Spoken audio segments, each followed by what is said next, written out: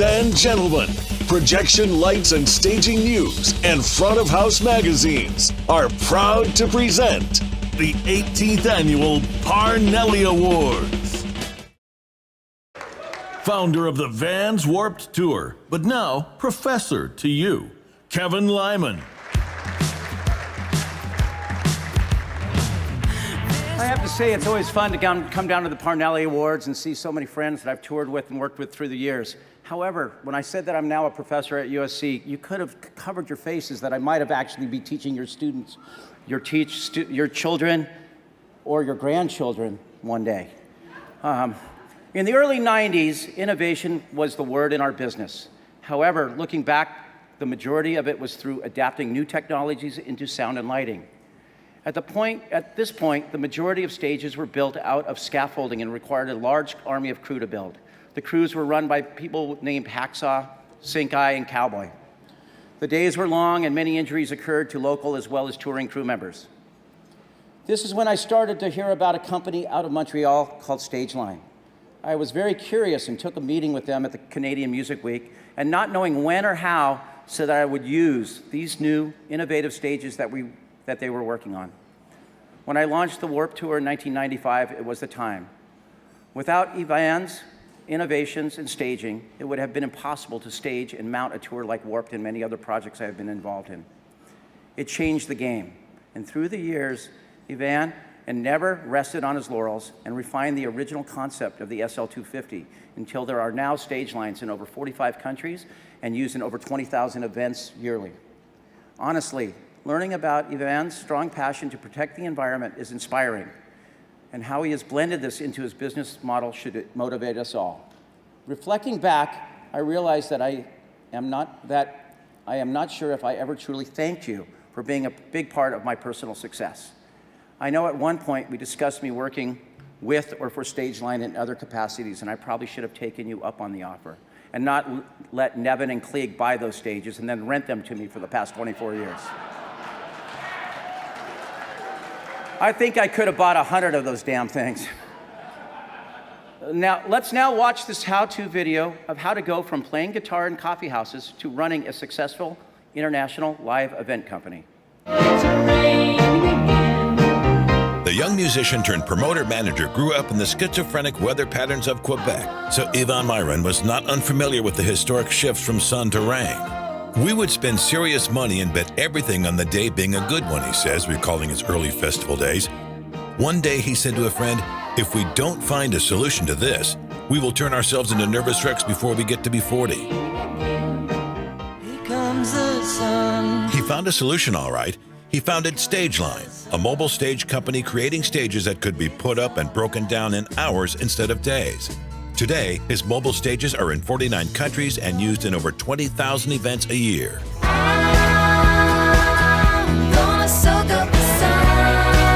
Yvan was rightly proud to point out that his commitment to safety has resulted in not a single casualty.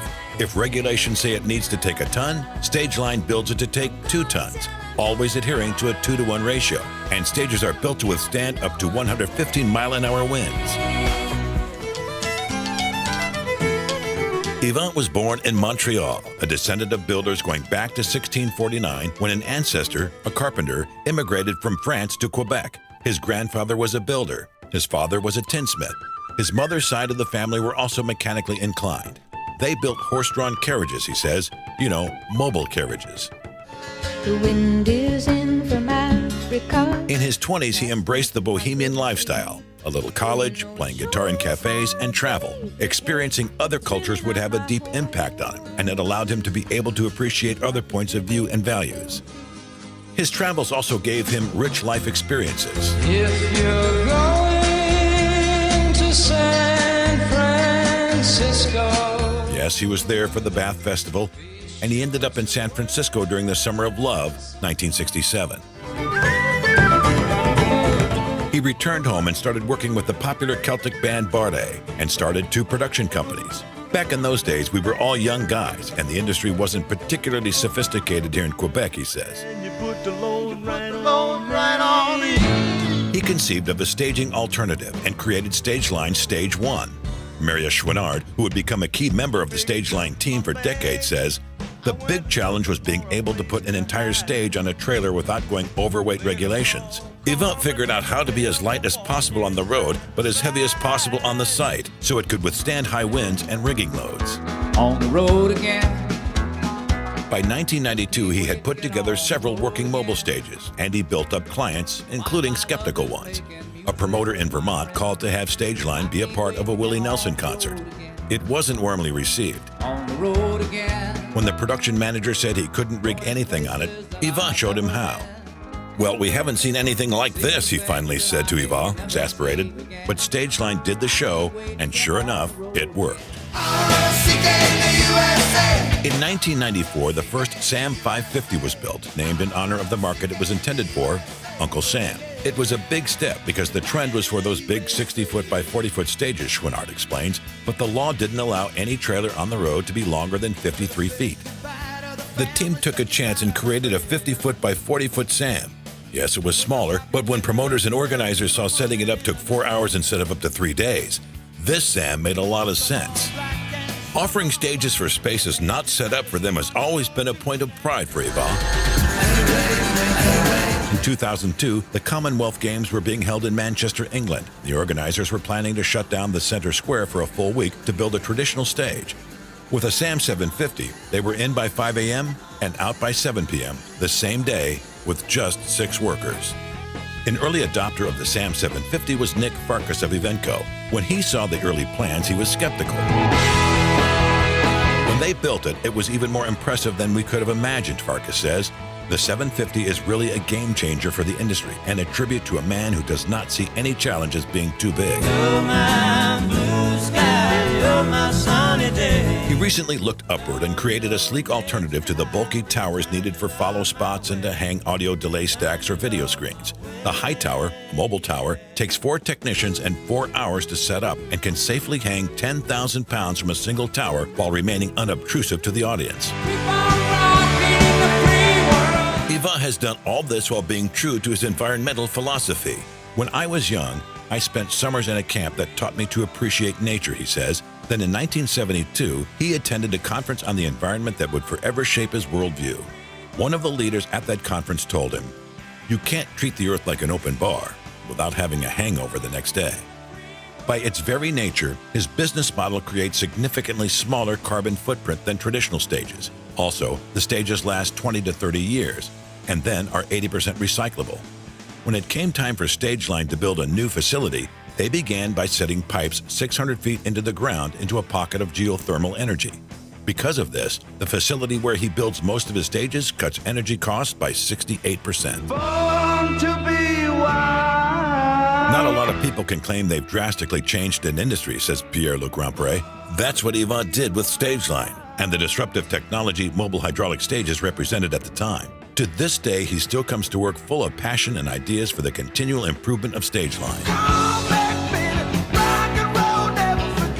While he's far from retiring, as Yvan approaches 70, he'll be stepping down as general manager, but will remain active in product development. Stageline is a concept of community, he says. It's not the story of just one man. There are 175 people working with us, and I've been lucky to be surrounded by so many good people.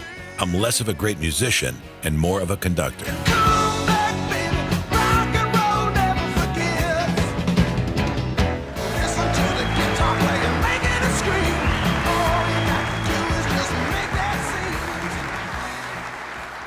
Dan, thank you very much, and please come up and accept this award on behalf of all of us.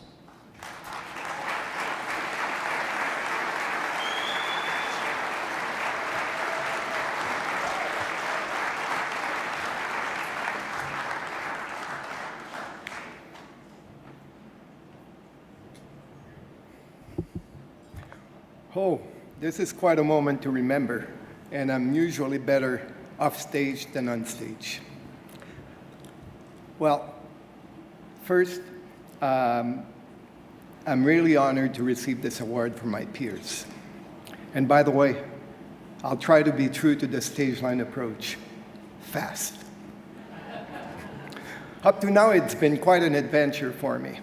Oftentimes, it felt like going through uncharted territory without a compass. And even to this day, it is still for me a living experience. and I enjoy it.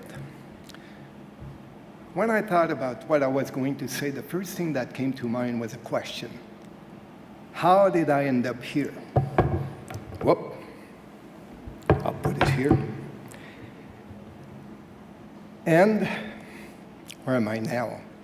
And I realized that when I was young, I mean, we kids could make a whole world playing together with just a few toys. And you know what? When I looked at people who saw a stage-line stage deployed for the first time, I observed something close to the same impression of amusement and even amazement. I guess this, and the fact that I thought this was a much-needed concept by the industry and that meaningful to me, was how I got hooked and I never looked back. Now the toys are just bigger and far more useful. And no matter where our stages are used, it's a great way to connect with people. Now, the list of people I'd like to thank is too long, as it spans over 35 years. So actually, I'll thank some of the characters who were there, you know, in the pioneer age, so to speak. Thanking first Martial Lacroix, the late Jules Fafard, the late Jean Legault, Rod Glauman, who passed away last year, Daniel Toutain, this one's still very much alive, Gilles Collin, Pierre Lemieux from Trizart, and Lise Morissette. Kevin Mitchell, the producer of this event, said in the PLSN that stage line is a concept of community. It's true and necessary because there's so much technology in the system and the products. I'm proud to, in fact, stage line is like a band with lots of talents. And it's true, he said it earlier on, and I'll repeat it, you know, I'm the proud leader of the band.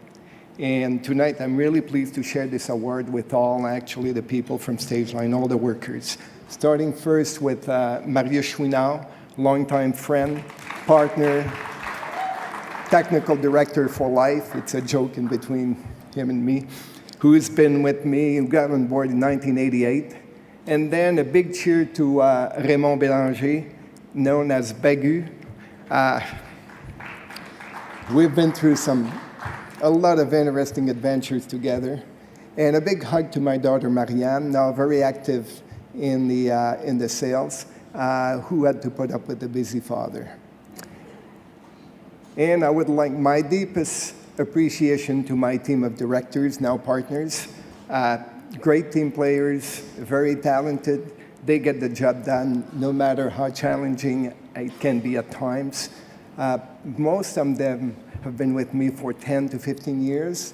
And here tonight, first I want to thank Pierre-Luc Rompré, Commercial Director, and soon to be Chief Operating Officer of the company, Jonathan Doucet, Head of Engineering, Frédéric Munger, Head of Manufacturing, Francine Laliberté, Head of HR, and Jean Paquette, Chief Financial Officer.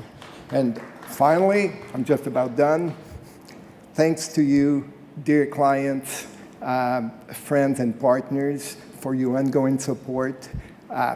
It means a lot to us, and I can assure you that we'll continue to innovate and try to surprise you with new design and toys. And we will always be true to our commitment to promote staging experiences that help reduce the carbon footprint, and staging experiences and staging practices also that are very safe and very efficient. Thank you. Thank you all.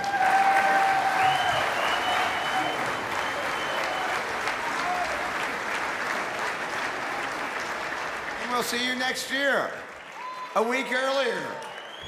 We love you all. Thank you so much.